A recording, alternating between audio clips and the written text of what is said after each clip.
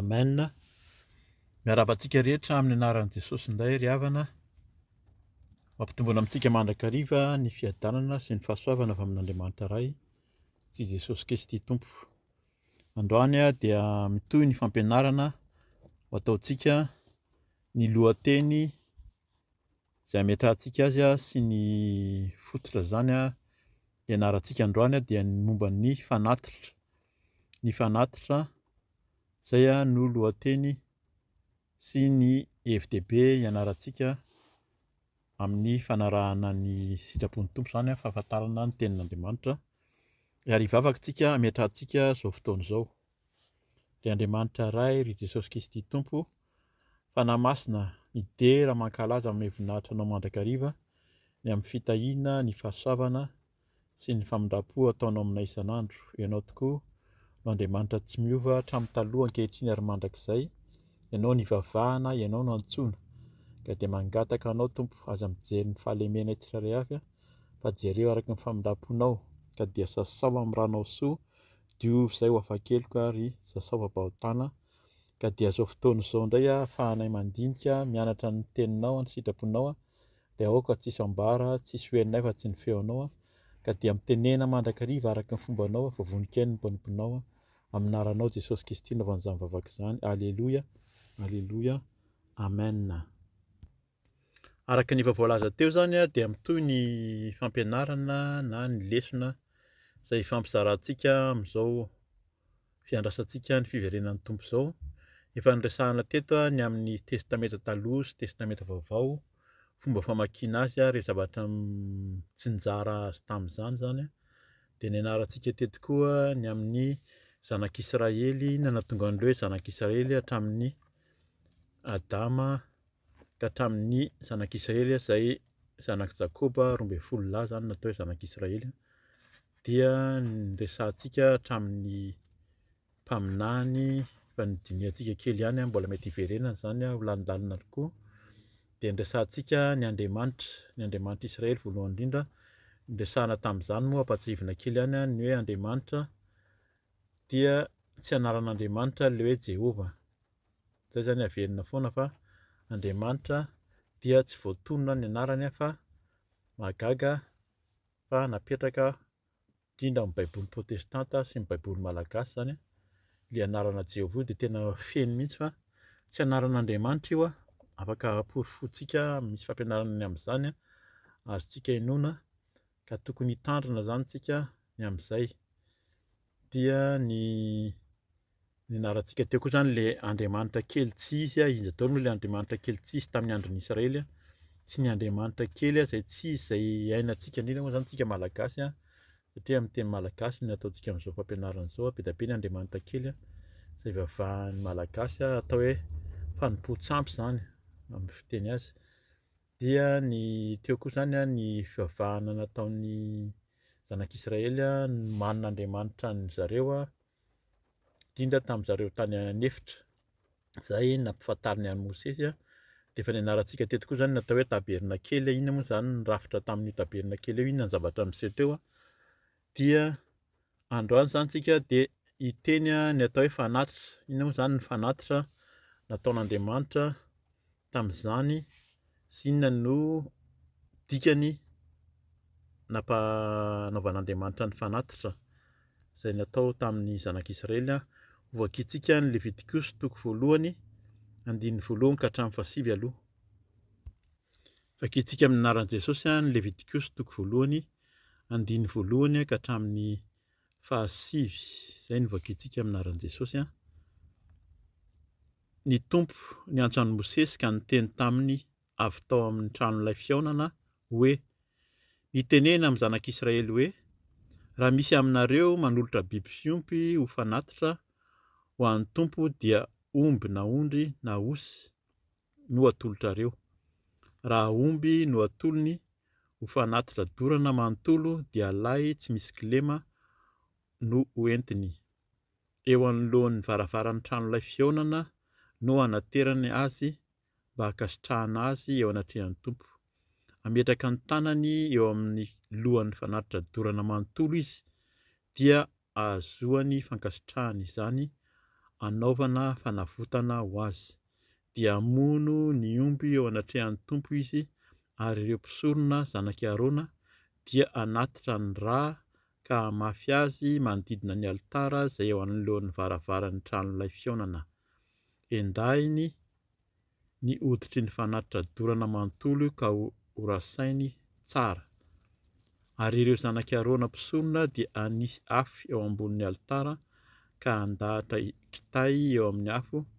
Ireo mpisorona zanak'Arona dia andahatra izay voarasa mba amin'ny lohany sy ny jaborany eo amin'ny ambonin'ny kitay eo amin'ny afo izay ambonin'ny alitara.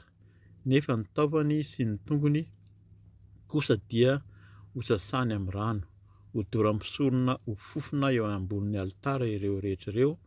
Fanatitra dorana manontolo izany, fanatitra levonina amin'ny afo ho hanitra ankasitrahana ho an'ny tompo. Toa dia dingantsika kely vakintsika fohy izany eo amin'ny Leviticus toko fahasivy amby folo. Leviticus toko fahasivy amby folo vakintsika ny andinin'ny fahadimy ihany. Azafady raisiko hatramin'ny andiny voalohany ka hatramin'ny fahadimy amin'ny anaran'i Jesosy azafady. Ary ny tompo niteny tamin'i Mosesy hoe, itenena amin'ny fiangonana manontolo dia ny zanak'Israely hoe, aoka ho masina ianareo satria masina aho tompo Andriamanitrareo. Samia matahotra ny reninareo sy ny rainareo ary tandremo ny sabatako izay izao no tompo Andriamanitrareo. Aza mivily hanaraka ireo andriamanitra tsy izy, ary aza manao andriamanitra amin'ny vy voarendrika ho anareo, izao no tompo Andriamanitrareo. Raha mamono zavatra atao fanatim-pihavanana ho an'ny tompo ianareo, dia ataovy amin'izay ankasitrahana anareo izany. Amen. Araka ny lohateny fanampiny amin'ny fandraisana teo aloha izany ny amin'ny hoe fanatitra ny lesona iresantsika, nefa tenin'ny tompo mifandray sy miaraka amin'ny foana dia henontsika teo any amin'ny Leviticus toko fahasivy amby folo hoe, aoka ho masina ianareo satria masina aho tompo Andriamanitrareo. Izay izany ao amin'ny Hebreo izy ny vakintsika teo fa izay masina ihany no ahitan'Andriamanitra, ka dia ao anatin'izany no ianarantsika ny atao hoe fanatitra ihany koa izay atolotra an'Andriamanitra, izay nampitandremany ny zanak'Israely satria hoy izy hoe, ny fanatitra ataovy amin'izay ankasitrahana anareo izany.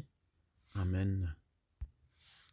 Raha ny tena marina dia tsy tamin'izao andron'ny Mosesy tamin'ny zanak'Israely izao ihany izany no efa nanao ny fanatitra, fa fantatsika tsara fa Kaina sy Abela dia nanao fanatitra teo anatrehan'Andriamanitra, indray nankasitrahana, indray tsy nankasitrahana. Iny moa izany mbola lesona hafa izay ho dinihantsika manaraka, fa tamin'izany efa nisy ny fanatitra izay mila hitandremana izany hoe ankasitrahan'Andriamanitra ve sa tsy ankasitrahan'Andriamanitra ny fanatitra atolotry ny tsirairay avy. Anampintsika ny lahatsoratra izany na ny tenin'Andriamanitra izay hanorenantsika ny amin'izao hoe fanatitra izao, dia vakintsika indray koa ny ao amin'ny Exodosy toko fahadimy amby roapolo ny andininy voalohany ka hatramin'ny fahavalo ihany ny vakintsika amin'ny anaran'i Jesosy, hatramin'ny fahavalo amin'ny anaran'i Jesosy. Ary ny tompo niteny tamin'i Mosesy indray hoe, mitenena amin'ny zanak'Israely mba hitondra anjara fanomezana ho ahy izy avy amin'ny olona rehetra izay entaniny fony no andraisinareo izay anjara atolony ho ahy. Ary izao no anjara fanomezana izay ho raisinareo avy amin'ny volamena, volafotsy, varahina, lamba manga, volomparasy, jaky ary lamba rongony fotsy madinika volonosy. Ondrilahy, hoditr'ondrilahy azafady, efa voaloko mena, hoditra trozona, hazo akasia, dililo atao fanazavana, zava-manitra ho amin'ny dililo fanosorana sy ho didikazo manimpofona, vato berila ary vato alatsaka an-tranotranony amin'ny efoda sy amin'ny sarotratra. Asaivo manao fitoerana masina ho ahy izy, dia ahonona eo aminy aho arak'izay rehetra asehoko aminao no endriky ny tabernakely sy ny fanaka rehetra momba azy, dia arak'izany no anaovanao azy. Amen. Arak'izany ihany koa zany araky ny henontsika tamin'ny andiny fahavalo teo amin'arany Jesosy hoe asaivo manao fitoerana masina ho ahy izy dia ahonona eo aminy aho.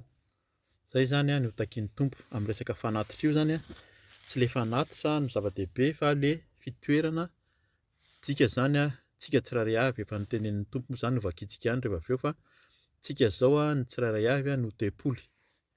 Ka le fitoerana masina izay atao fanatitra dia isika no tempoly fanatitra voalohany mbola misy tenin'Andriamanitra zany hamakiantsika hanamarinantsika izany tenin'ny Tompo izany.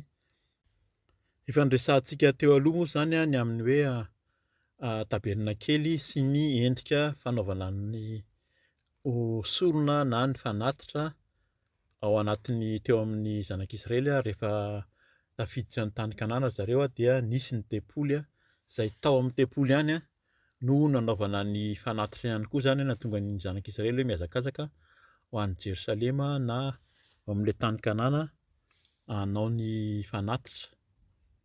Fa io fanatitra io dia efa endrika izay efa nataon'Andriamanitra any an-danitra any. Ety an-tany zany izay mahatonga anazy hoe nasehony tamin'ny Mosesy ny fomba fanatitra any an-danitra.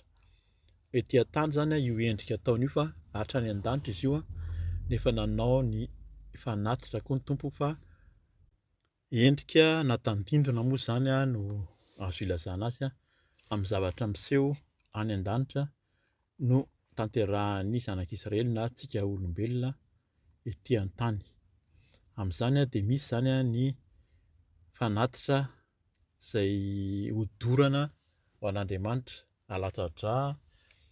Misy moa zany manontany dia tena tia raty koa ve ilay Andriamanitra ivavahantsika io fa ho hitantsika eo fa nahatsahatra Andriamanitra zany ary fantatsika tsirairay avy indrindra ho antsika kristiana zany fa nahatsahatra Andriamanitra zany tamin'ny nanolorany zanany lahatokana dia Jesosy Kristy Tompo zany.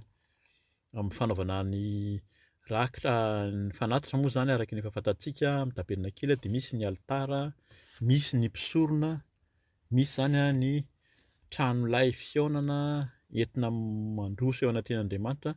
Fa araka ny vakiteny efa nivakiantsika teo dia ny tsirairay avy no tian'Andriamanitra sy ankasitrahany amin'ny fanatitra izay hoentina.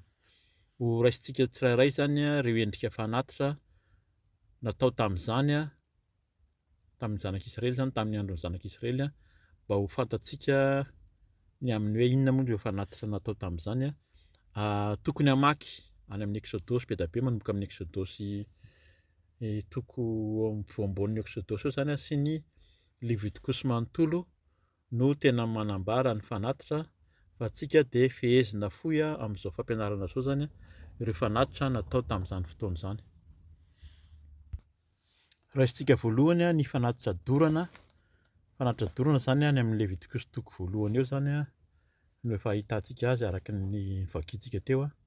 Any amin'ny toko fahaenina koa izy azo vakiantsika andiny voalohany ka hatramin'ny fahaenina, toko fahavalo, toko fahaenina amby folo zany rehetrarehetra zany amin'ilay Levitikos ahafahantsika mahafantatra ny amin'ny hoe fanatitra dorana. Omby io izy ondry na voron'alahy, domonana zana-boromailala, dorana manontolo sady tsy misy kilema, zay ny filazany azy zany rehefa vakiantsika ny tenin'Andriamanitra. Iny moa ny antony takian'Andriamanitra an'izany fanompovavahana an-tsitrapo izy fanavotana noho ny ota tsy nahy amin'ny ankapobeny, fanehoana firaketam-po sy fanoloran-tena ary fanaikena tanteraka an'Andriamanitra. Ny fanatitra manaraka dia ny hoe fanatitra hohanina any amin'ny Levitikos ihany koa toko faharoa ny andiny fahaenina hatramin'ny fahafito sy ny toko fahaenina amby folo no ahitantsika izany andiny fahaenina amby folo azafady. Iny moa zany ilay fanatitra hohanina ny salohim-bary, koba tsara toto, diloilo n'oliva, ditin-kazo manopofona, mofo voaendy, mofo mamy sy mofo manify. Ary misy ny tsy misy sira zany tsisy levure moa zany ny filazantsika azy koa, na tsy misy tantely na asiana tantely arahana fanatitra dorana sy fanatim-pihavanana miampy fanatitra hidina zany izay no fanaovana matetika ny amin'ny fanatitra hohanina. Inona ny antony nanaovana an'izany dia fanompom-pivavahana an-tsitrapo, fankasitrahana noho ny hatsaran'Andriamanitra sy ny fihahiny, firaketam-po amin'Andriamanitra. Ny fanatim-pihavanana no manarak'izay zany a ao amin'ny Levitikosy toko fahatelo sy ny toko fahafito andiny voalohany ka andininy faha 1 ka hatramin'ny faha 7 no ahitantsika izany koa. Io a dia ny ilaina amin'izany a dia zay tsy misy kilema avy amin'ny omby na ondry amanosy na mofo isan-karazany. Ny antony nanaovana azy a dia fanimpom-pivavahana, an-tsitrapo, fisaorana sy firaisampo, sakafo fiambonana zay niarahan'ny zanak'Israely no natao tamin'izany koa zany a amin'io fanatim-pihavanana io. Ny fanatitra manaraka dia fanatitra noho ny ota any amin'ny Levitikosy toko faha-4 indray zany a no ahitantsika izany a andiny voalohany ka hatramin'ny faha-5, toko faha-7, ny toko faha-7, ny andininy koa zany a toko faha-8, ny toko faha-9 azontsika vakiana manontolo. Zay zany ny ampirisihana antsika mba ahafantarantsika azy tanteraka. Inona no zavatra nilaina tamin'ny fanatitra noho ny ota dia ny vato-trombilahy ho an'ny mpisorona be sy ho an'ny fiangonana, osy lahy ho an'ny mpanapaka, osy vavy na zanak'ondry vavy ho an'ny salambaben'olona, domoina na voromailala ho an'ny mahantra, koba tsara tonto ampafolon'ny efa ho an'izay tena mahantra.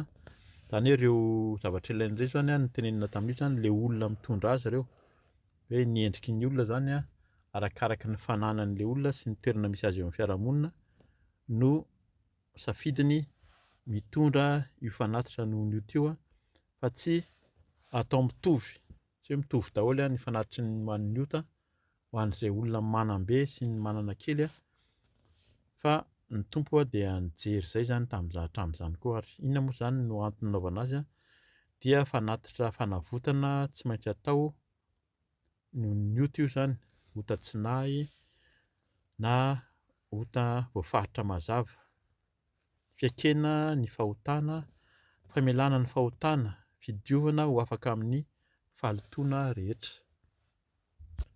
Ny faha-5 a izay tononontsika eto zany a mimbetsaka ny fanatitra hafa, fa ny faha-5 lehibe izay nitakian'Andriamanitra dia ny fanatim-pahanorenana any amin'ny Levitikosy toko faha-5 andininy faha-20 ary ny toko faha-7 no ahitantsika izany. Inona no nitakian'Andriamanitra tamin'izany a dia ondry lahy na zanak'ondry. Inona ny antony? Ny fanavotana tsy maintsy atao noho ny ota tsinahy mitaky fanorenana, fidiovana ho afaka amin'ny fahalotoana, manao fanorenana mandoa onitra hatramin'ny 20,000 tamin'izany a rehefa tonga ny ao anatin'ny ota zany a, ao anatin'ny fahotana mety ota-tsinahy sy ny ota sahisahy, izay ny filazana azy a ao amin'ny tenin'Andriamanitra. Araka ny resahantsika teo zany a dia miezaka na tao amin'ny tempoly a na tany amin'ny tabernakely a, izay ihany no nanaovana ny fanatitra tamin'ny zanak'Israely tamin'ny voalohany a, dia indraindray a tonga ny olona manambatra io fanatitra io ka misy filaharany ireo zany a, fa tsy ho tenenintsika eto izy a, fa azontsika jerena any amin'ny nomeria toko faha-7 azafady, nomeria toko faha-7 ny andininy faha-20 sy faha-17 eo zany a, ny hoe efa manambara sady a ny hoe ahoana ny fandaharana ny amin'ny fanatitra izay atolotra. Amin'ny ankapobeny moa zany a ny fanatitra noho ny ota no atao voalohany a dia arahan'ny fanatim-panorenana, ny fanatitra hodorana manaraka azy a, fanatim-pihavanana sy ny fanatitra hohanina miampy ny fanatitra hidina. Misy heviny ara-panahy moa zany araka ny fahafantarantsika azy a, izay endrika ao anatin'ny liturjia amin'izao fotoana izao a, ny fanaovana io endrika fanatitra io a, fa ny amintsika zany amin'izao fotoana izao a, zay a tsika no tempolin'Andriamanitra dia zay no itenenana amintsika foana, izay idirantsika any an-danitra dia hoe inona moa zany no ataontsika? Ny fibebahana, mitory ny fibebahana, izay no tenenin' Jesosy amin'ny sy Jaona mpanao batisa, mitory ny fibebahana. Raha fiaraha-mivavaka na fiangonana na mpanompon'Andriamanitra tsy mitory ny fibebahana dia mila mieritreritra fa amin'izao fotoana izao araka ny fiteny mandrakariva moa zany a, dia ny fitahiana évangile de prospérité de prospérité zany no tena resahana fa ny fibebahana no tokony ho resahana. Zay mahatonga ny fanatitra io ny fanatitra takian'Andriamanitra io raha ny tena marina dia fibebahana avy eo zay vao afaka midera sy manao fanatitra fideranan'Andriamanitra zany ka dia ovakintsika ny tenin'Andriamanitra ao amin'ny Jeremia 7:1-10 ahafantarantsika tokoa hoe zany tokoa ny tena tian'ny Tompo amin'ny fanatitra sa inona ny tena takiany amin'ny olona izay manaraka azy na tamin'ny zanak'Israely tamin'izany ary vakintsika aminaran'i Jesosy izao no teny tonga tamin'i Jeremia avy tamin'ny Tompo: mijoroa eo ambavadin'ny tranon'ny Tompo ary torio eo izao teny izao ka lazao hoe mianoho ny tenin'ny Tompo ianareo, ry Joda rehetra izay miditra amin'ireto vavahady ireto mba hiankohaka eo anatrehan'ny Tompo. Izao no lazain'Andriamanitra tompon'izao rehetra izao, Andriamanitry ny Israely: ataovy tsara ny lalanareo sy ny ataonareo dia amponeniko amin'ity tany ity ianareo. Aza mahatoky ny teny lainga hoe tempolon'ny Tompo, tempolon'ny Tompo, tempolon'ny Tompo ity, fa raha ahitsinareo tsara ny lalanareo sy ny ataonareo, raha mitsara marina ny adin'olona amin'ny namany ianareo, ary tsy mampahoro ny vahiny sy ny kamboty ary ny mpitondra tena, na mandatsaka rahany tsy manan-tsiny amin'ity tany ity, sady tsy manaraka andriamanitra hafa ahatonga loza aminareo, dia amponeniko amin'ity tany ity ihany ianareo eto amin'ny tany nomeko ny razanareo hatramin'ny ela ka ho mandrakizay. Ianareo matoky ny teny lainga nefa tsy mahasoa akory izany. Angalatra sy hamono olona ary hijangajanga va ianareo ary hianitsy ho toa sy handoro ditin-kazo-manitra ho an'ny bala, sady hanaraka andriamanitra hafa izay tsy fantatrareo, nefa mbola avy miseho eto anatrehako amin'ity trano izay efa niantsoana ny anarako ity ihany ianareo, ka miteny hoe efa voavonjy izahay ka izany no nanaovanay ireo fahavetavetana rehetra ireo. Moa ataonareo ho zo fieren'ny jiolava ity trano izay efa niantsoana ny anarako ity, indro ny tenako aza dia mahita izany, hoy ny Tompo. Fa mandehana nareo any amin'ny fitoerako izay tao silo, dia ilaina asiako ny anarako tany am-boalohany, ka jereo izay nataoko taminy noho ny aratsian'ny Israely oloko. Koa ankehitriny, hoy ny Tompo, satria nanao izany zavatra rehetra izany ianareo ary niteny taminareo aho, eny ny fo maraina koa aho ka niteny taminareo, nefa tsy nenonareo, ary niantsonareo aho nefa tsy novalianareo, koa dia ho toy ny nataoko tamin'ny silo no ataoko amin'ny trano izay niantsoana ny anarako sady hitokianareo, sy ataoko amin'ny toerana izay nomeko anareo sy ny razanareo, ary esoriko hiala eo anatrehako ianareo toy ny nanesorako ny rahalahinareo rehetra dia ny taranaka Efraima rehetra. Amen. Izany tenin'ny mpaminany Jeremia izany izay tonga amintsika koa ankehitriny amin'izao andro farany izao dia tena mampieritreritra ary mampatahotra. Miteny izy eo amin'ny 4 hoe aminaran'i Jesosy: aza mahatoky ny teny lainga hoe tempolon'ny Tompo, tempolon'ny Tompo, tempolon'ny Tompo ity. Naveriny intelo zany fa tsy amin'ny trano. Zay zany no fakapana amin'ny olona mihitsy amin'izao. Hoe trano lehibe tena feno olona, trano fiangonana be mpanaraka, pasitera be mpanaraka, tsy amin'izay no tian'ny Tompo fa isika no tempolon'Andriamanitra, tsika no fanatitra velona ihany koa. Zay takian'ny Tompo. Ka dia mila mieritreritra zany tsika ho tohizantsika kely ny tenin'Andriamanitra ao amin'ny Jeremia 7:1 ny 2:20 sy ny 13 zany no vakintsika amin'izay Jeremia 7 izay. Inona ny voalaza ny tenin'Andriamanitra amin'izany aminaran'i Jesosy: fa tsy ny teny na nandidy momba ny fanatitra dorana manontolo sy ny fanatitra hafa tamin'ny razanareo aho tamin'ny andro nitondrako azy nivoaka avy amin'ny tany Ezipta, fa izao kosa no nandidiko azy. Enoy ny feoko dia ho Andriamanitrareo aho ary oloko ianareo ka handeha amin'ny lalana rehetra nandidiko anareo mba hahitanareo soa. Eto zany dia mahagaga na mazava ny tenin'Andriamanitra fa tsy ilay fanatitra dorana hozy izy na fanatitra no tena zava-dehibe taminy, fa inona no teneniny hoe enoy ny feoko dia ho Andriamanitrareo aho ary oloko ianareo ka handeha amin'ny lalana rehetra nandidiko anareo mba hahitanareo soa. Ny feon'Andriamanitra dia tsy iza fa Jesosy Kristy moa zany ilay teny izay teny ambara, dia ny fahamasinana izay ilay hoe izay masina ihany no ahita an'Andriamanitra fa tsy ny fanarahana ny fombafomba amin'ny endrika samihafa, satria lasa fombafomba zany io resaka fanatitra io heverin'ny olona, fa rehefa tonga manao ny fanatitra dia miverina indray amin'ny fahotana. Fa ny feon'Andriamanitra sy maka tony didina, izay no tena tian'Andriamanitra amin'ny fanarahana azy. Amen.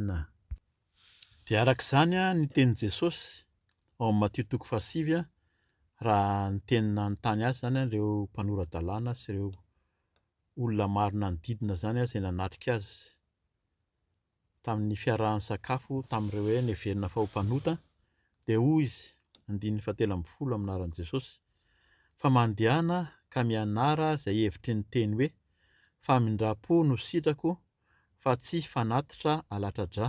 Izany koa zany dia hitantsika any amin'ny Hosea 1:9, fa tsy tonga hiantso ny marina aho fa ny mpanota. Zany dia tenin'i Jesosy manamarina io endrika fanatitra sy sorona atao amin'ny eo anatrehan'Andriamanitra io. Namafisin'ny Paoly izany teny izany ao amin'ny Romanina 12:1 sy ny 2 mivaky toy izao amin'ny anaran'i Jesosy: koa amin'izany mangataka aminareo aho rahalahy noho ny famindram-pon'Andriamanitra mba hatolotrareo ny tenanareo fanatitra velona, masina, ankasitrahan'Andriamanitra, fa ny mpompivavahana tsara ataonareo izany. Aza manaraka ny fanaon'izao tontolo izao fa miovà amin'ny fanavaozana ny saina mba mahatarana anareo ny sitrapon'Andriamanitra dia izay tsara sady ankasitrahana no tanteraka. Amen. Hitantsika arak'izany fa ny fanatitra izay nitakian'Andriamanitra tamin'ny zanak'Israely taloha, ao amin'ny testamenta taloha zany, dia efa novainy ary na izy bakitsika tao amin'ny Jeremia teo fa ay tsy izany nankasitrahany, tsy ilay fanatitra hodorana sy ilay fanatrika endrika ety ivelany, fa ny tenantsika no tena fanatitra velona sitrak'Andriamanitra, ary tsy ilay tempolo izy fa tsika hozy izy no tena tempolin'Andriamanitra, fanahy masina izay mitoetra ao amintsika. Amafisitsika zany vakintsika ny Hebreo 12:9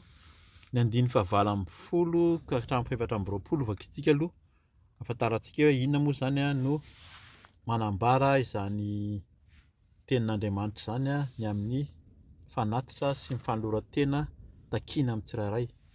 Amin'ny anaran'i Jesosy ny 9:20 amin'ny Hebreo 12:20: fa tsy zavatra azo tsapahi-tanana no atononareo, na afo mirehitra, na aisim-pito, na tafio-drivotra, na fanen'ny trompeta, na feon'ny teny. Koa izay nandre izany dia nangataka mba tsy asian'ny teny intsony izy, fa tsy tohany ilay nandidiana hoe: ary raha misy biby aza mikasika ny tendrombohitra dia ho torahm-bato izany. Any amin'ny Exodosy 7:12 ka hatramin'ny 17 misy an'io resaka fitorahm-bato ho an'ny biby io. Ary satria mampatahotra ny fahitana dia hoy Mosesy: matahotra loatra sy mangovotra indrindra aho. Fa ianareo kosa dia efa tonga teo an-tendrombohitra Ziona, tanànan'Andriamanitra velona, dia Jerosalema any an-danitra, ary ho ao amin'ny anjely tsy omby alinalina, ao anam-pifaliana sy ny fiangonan'ny lamatoa voasoratra any an-danitra, sy amin'Andriamanitra mpitsara ny olona rehetra, ary amin'ny fanahin'ny olona marina izay efa natao tanteraka, sy amin'i Jesosy mpanalalana amin'ny fanaikena vaovao, ary amin'ny raha famafazana izay miteny tsara lavitra noho ny any Abela. Amen. Araky ny vakintsika teo zany a, ny rahan'i Jesosy a, zay a nalatsaka. Mbola vakintsika eo koa zany avy eo inona ny sorona nataon'ny Tompo tokoa. Fa ny rahany a zay nalatsaka dia ampy maladio izy ny mpanalanana amin'ny fanakena vaovao. Izay miteny tsara lavitra hozy izy a noho ny rany Abela, satria Abela rehefa maty a novonoiny rahalahy a dia henin'Andriamanitra nitaraina ny rahany a tany an-danitra tany. Fa ny rahan'i Jesosy a mbola mihoatra lavitra noho izany a, araka ny teny nanazavana azy a eto amin'ny Hebreo zany. Araka ny teny vakintsika teo a dia Andriamanitra zany a dia hitsara antsika araka ny nataony tsirairay avy. Mila mieritreritra isika ny ao amin'ny Nomeria 1:1 a dia vakiana vetivety ny amin'ny hoe fahefan'Andriamanitra ety amin'izao tontolo izao a, amin'ny tsisy fanatitra. Dia indray Andriamanitra zany tsy miandry fanatitra fa tonga dia miasa sy mitsara mivantana arakaraka ny ataon'ny olona. Ao amin'ny Nomeria 1:1 izy andininy voalohany ka hatramin'ny fahatelo vakiana amin'ny anaran'i Jesosy hoe ny monina tamin'ny Tompo ny olona ka noho ny renin'ny Tompo izany dia nirehitra taminy ny fahatezerany ary nandoro ny teo an-tsisin'ny toby ny afon'ny Tompo. Dia nitaraina tamin'i Mosesy ny olona ary nifono tamin'ny Tompo i Mosesy dia maty ny afo, ary ny anaran'izany toeran'izany dia nataony hoe Tabera satria nandoro azy ny afon'ny Tompo.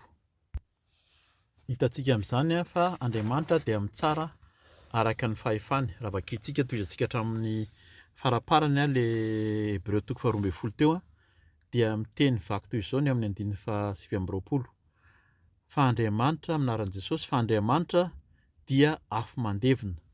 Izany koa dia hita ao amin'ny Deutéronomie 2:4-4:20. Io Andriamanitra io a dia afo mandevina ary manana fahefana izy a ampiasany a zany afo zany a, tahaka ny hitantsika ny vakintsika tao amin'ny Nomeria teo. Fa zay zany hoe mila mitandrina isika amin'ny fanarahana ny Tompo, tsy andeha amin'ny fombafomba fa tena heno ny teniny araka ny teny izay vakintsika teo. Amaraparana antsika ny fampianarana androany a ny amin'ny hoe fanatitra. Fantatsika zany ny atao hoe fanatitra izay natao teo amin'ny zanak'Israely, fa ankehitriny a dia tsika no tena fanatitra velona araka ny tenin'Andriamanitra vakintsika teo. Vakintsika ny Hebreo 7:7, ny 7:20. Vakiana amin'ny anaran'i Jesosy 7:20.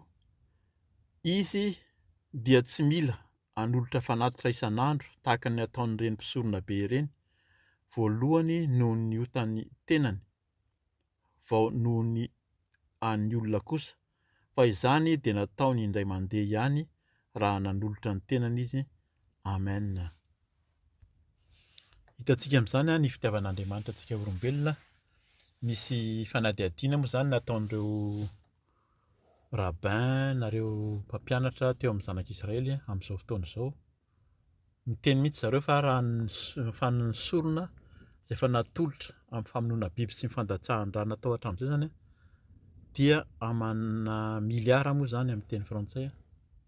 Zany a no efa natao hoe tahaka ny ahoana ny sorona, ny raha latsaka, ny biby maty tao anatin'izany. Fa araka ny henontsika teo dia Jesosy a dia nanao izany indray mandeha monja. Ka isika kristianina zany a dia efa ao anatin'izay fahasoavana fitahiana izay a, fa tsy hoentina andehanana amin'ny fahalotoana sy hisotsony a ny sorona sy ny fanatitra matetika, fa efa vitan'i Jesosy zany.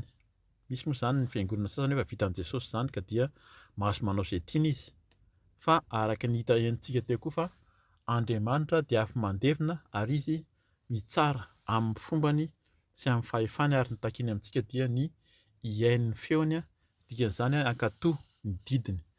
Ny tenin'Andriamanitra amaranantsika ny izao fampianarana izao dia amin'ny Hebreo ihany a, ny 7 manomboka amin'ny 9:17 ka hatramin'ny farany zany a ny 9:17 amin'ny 7 amin'ny Hebreo amin'ny anaran'i Jesosy. Koa dia tsy maintsy nodiovina tamin'ireny ny tandidon'ny zavatra any an-danitra, fa ny tenan'ny zavatra any an-danitra kosa dia tamin'izay fanatitra tsara noho ireny. Fa Kristy tsy mba niditra tao amin'izany fitoerana masina natao tanana izay tandindro ny tena fitoerana masina, fa mankany an-danitra mihitsy, ary ankehitriny izy dia miseho eo anatrehan'Andriamanitra ho antsika, ary tsy niditra izy mba hanolotra ny tenany matetika tahaka ny misorona be miditra ao amin'ny fitoerana masina isan-taona mitondra ny rahany zavatra hafa, fa raha izany dia tsy maintsy ho nijaly matetika izy, hatr'izay nanaovana izao tontolo izao. Fa ankehitriny dia efa naseho indray mandeha tamin'izao andro farany izao izy mba hanafaka ny ota tamin'ny lanoloran'ny tenany, ary tahaka ny nanendrenan'ny olona ho faty indray mandeha koa rehefa afaka izany dia hisy fitsarana, dia tahaka izany koa Kristy rehefa nanolotra indray mandeha hitondra ny otany maro dia hiseho fanondroany tsy amin'ny ota fa ho famonjena kosa amin'izay miandry azy. Alleluia, alleluia, amen. Dia izay ny teny na ny lesona fampiraisana izay nozaraina amintsika androany, ka dia voninahitra amin'Andriamanitra irery ihany dia mampahery antsika tsirairay avy indrindra hamaky izany ireo teny ihany koa amin'ny izay manambara sy manazava ny amin'izany hoe fanatitra izany, ka dia manao veloma amin'ny anaran'i Jesosy ary mbola tsy tonga ny tompo dia mbola hitohy izao fihaonana sy fampianarana fampiraisana ataontsika izao. Voninahitra ho an'Andriamanitra irery ihany. Alleluia, amen.